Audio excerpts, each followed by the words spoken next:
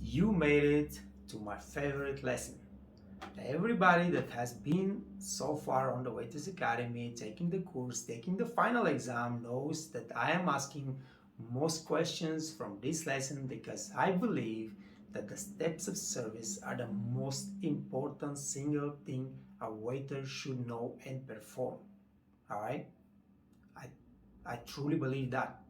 So make sure you learn the steps of service one by one, because what's going to happen is on the final exam I'm going to ask you, what is the step that follow this step?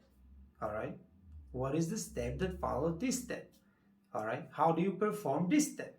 And you will have to answer those questions. If you're not able to answer the questions from the steps of service on the final exam, most probably you will not get the certificate. Steps of service has helped the top restaurant in the business to improve their standard of service tremendously, make them successful, and that's why I want you guys to know that even if you're right now working in a restaurant that does not implement the steps of service, you know, in your future, you will definitely look for a fine dining job, you will look for a top job, and you will have to know those steps. One thing to add to this lesson, you have extra teachings about the LQA standard, and I want you guys, after you finish everything, to go and learn the LQA standard.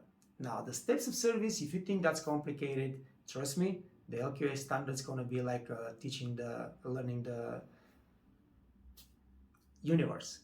The LQA standard is the high standard of service in our business, but that's what's got to be your goal in your future.